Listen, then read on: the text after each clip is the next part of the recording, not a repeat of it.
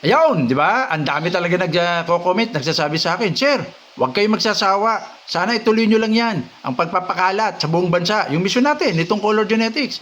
Sir, abay, ang tagal ko na sa pag-iibon. Sa inyo lang po ako natututo. Salamat po. Naalala ko, yun yung parang comment ni June o June ba yun? So, ang dami nagsasabi na huwag tayo magsawa. Pero, bakit tayo hindi nagsasawa? Dahil maraming tumutulong. At pag maraming tumutulong, marami tayong pinapasalamatan. Ang kaya lang, may mga nagko-comment din. Masyado na raw mahaba ang vlog natin, which is tama naman, ano? Kasi nga, ang attention span po ngayon, totoo po, yung focus natin, at lalo na ng mga bata, dahil sa internet at social media, napakaliiksi na. 3 minutes to 7 minutes lang, bumibitaw na. Wala, hindi na makafocus. Naintindihan ko po yun. Kaya lang, hindi talaga ako papayag na hindi mapasalamatan. Yung tumutulong sa atin, yung nagpapagaan ng trabaho natin. Yung para mapakalat sa buong bansa. Diba? Mula Apari hanggang Hulo, saan ka man ay makinig na tayo. Libo-libo matitipid mo, buong bansa Ayun, hindi nakatiis kumanta. Pasensya na. Talaga papasalamatan natin to dahil sila yung nagpapagaan ng trabaho. Kaya po ako ganadong mag-vlog sa inyo lagi. Dahil magaan ang trabaho Sila nagpapakalat salamat kay Juancho M. Aquino, yung mga nagsishare. Freddy Jr. Jordan, bago lang to. Frejor Feder Friends Avery yata, nagpapa-shoutout. Ang dami niyang share sa Southern Mindanao Digos, Matalam, Kabakan, Kidapawan. Di ba? Ang dami. Freddy Jr. Jordan salamat. Rujard Tansyong Taklob, Ailsan, AJK Backyard, Kingsman Argonbella, naku po, salamat talaga. Ang dami na naman, siguro 10 mahigit ang share niya sa iba't ibang FB groups sa buong bansa. At saka si Omrod Paos, ex-Farmers Flock, of course. Rick Lanting, Julio Sanchez. Sama na mag-iibon sa buong Laguna, very consistent. Salamat, ang dami rin dito. Montalban, Ino Lovers.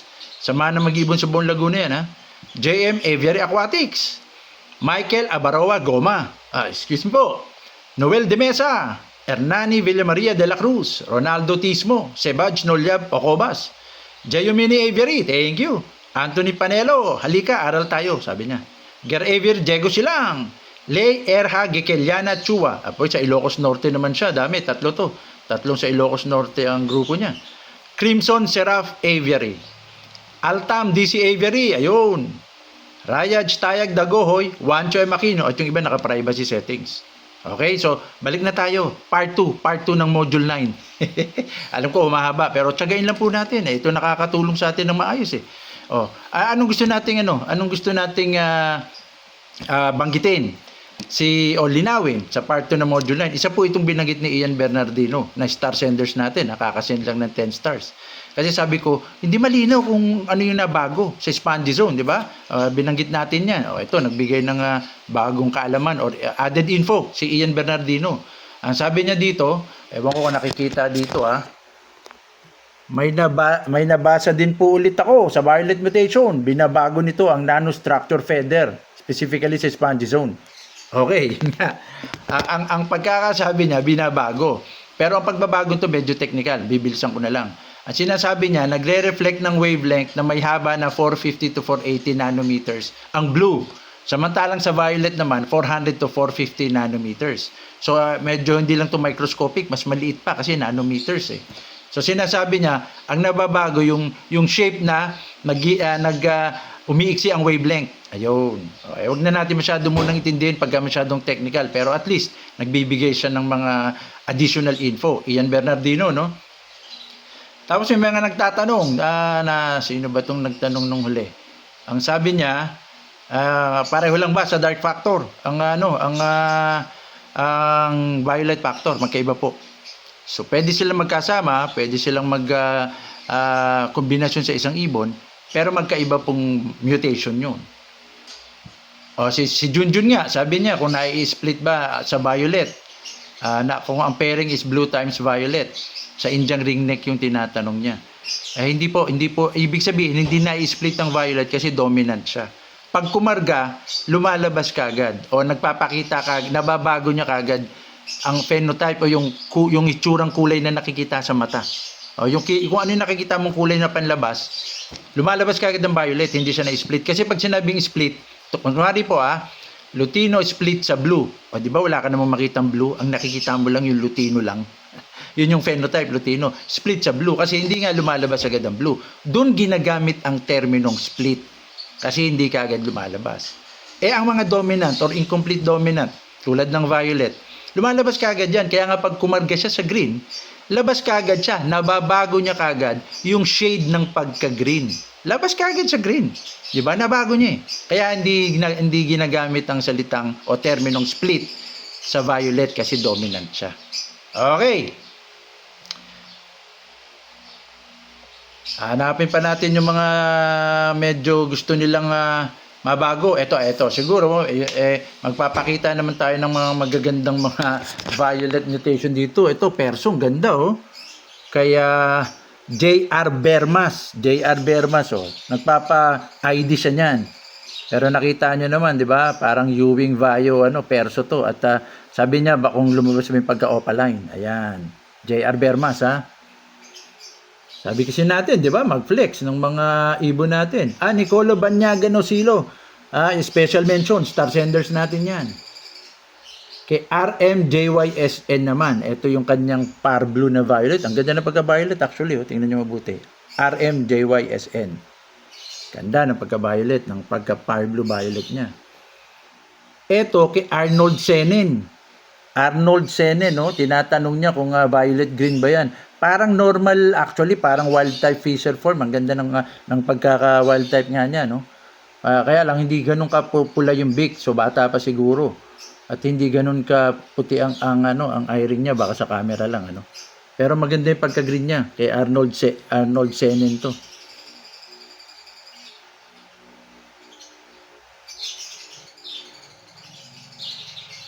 Ayun, kay Hernani Villamaria de la Cruz. Ayun, ng ENJ's African Lovebirds. Fisher na violet, mukhang double factor violet to. Or baka ito pa yung may dark factor. Kaya ang ganda ng pagka-violet. Hernani Villamaria de la Cruz. Kay Julius Avery naman ng Quezon City. Ito naman ang pinapakita niya. Mukhang green overall pero meron siyang flight feather na parang violet. Hindi ko parang ang lumalabas ito parang ito yung tinatawag nilang multicolor. Ibon to ni Julius Avery ng Quezon City.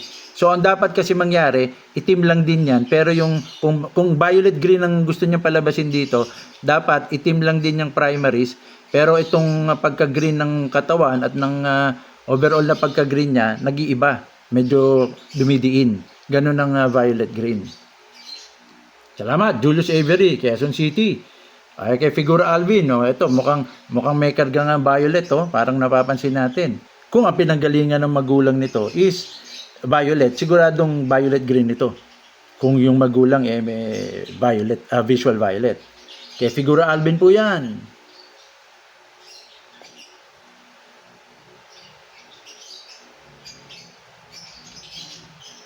Ito magandang kuha kay Julius Avery. Mukhang talagang kargang-karga dito yung violet green, o baka double factor dark. Baka may dark factor na to, double factor pa ng violet green. Kay Julius Avery, Brian Dairit Cabrera naman, ang ganda, Ito yata kay Tatay Bray yata to, may nakalagay na Tatay Bray dito na na pangalan, ang ganda rin, 'di ba? Nakikita nyo, violet na violet, pero maaring ito nga yung multicolor na sinasabi. So, gagawa pa tayo ng vlog dito para lang dyan sa ganyang klaseng phenotype o itsura. Archie Amakan Gabilan. Ayun, kay Archie Amakan Gabilan.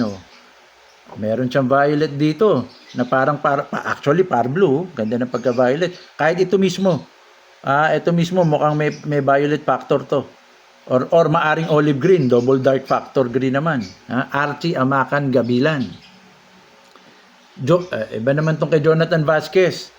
Jonathan Vasquez, magbablog lang tayo nito. Itong mga kakaibang ibon mo naman. Jonathan Vasquez. Wala na ba? Ayun. So yun. Yun yung mga nag-share sa atin. Mag-share pa kayo. Mag-flex pa kayo ng mga iba't ibang kombinasyon nyo ng violet. Pero merong isang bagay, mga kaibon. Ito yung galawan. Tawag ko nga dito sayaw Parang nagsasayaw tong dalawa. Parang nagtatango. Tong dalawang to. Ano po yun? dark factor or dark gene tsaka violet gene.